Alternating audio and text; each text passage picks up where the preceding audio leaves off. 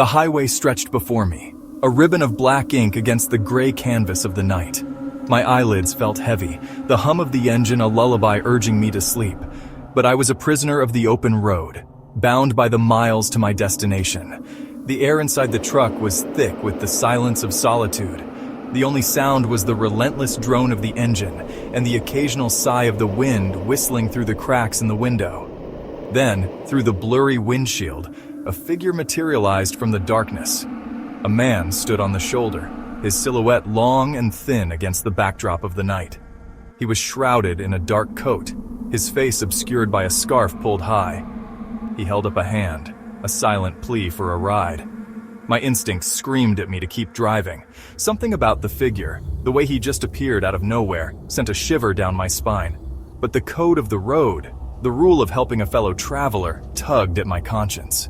I hesitated, my foot hovering over the gas pedal. Then, with a sigh of resignation, I pulled over to the side of the road. The stranger didn't speak as he slid into the passenger seat. He simply nodded his thanks, his face still hidden in the shadows of his scarf.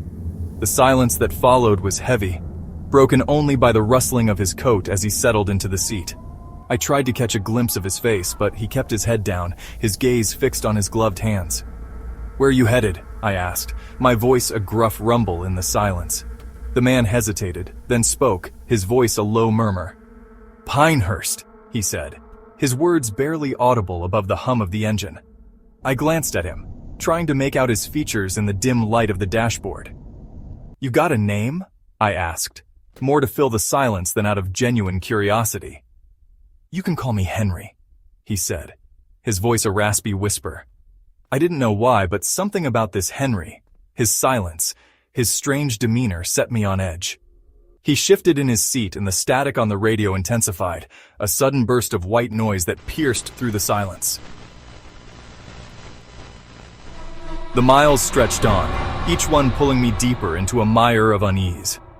"You ever get that feeling?" he said, breaking the silence. "Like you're not sure where you are, who you are." I shot him a sideways glance. "Not really," I muttered, gripping the steering wheel tighter. He chuckled, a dry, humorless sound. "You will," he said, his voice barely a whisper. "We all do eventually."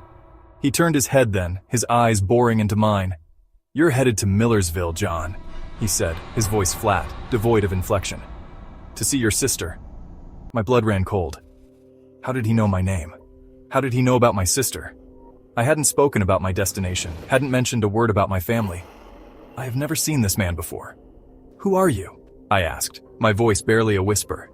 He smiled, a slow, chilling curl of his lips. "A friend," he said. "We're going to Pinehurst, John. Remember? Pinehurst." The name echoed in my mind, a dissonant note in the symphony of my memories. I had never heard of any place called Pinehurst nearby. "There's no such place," I said, my voice tight with fear.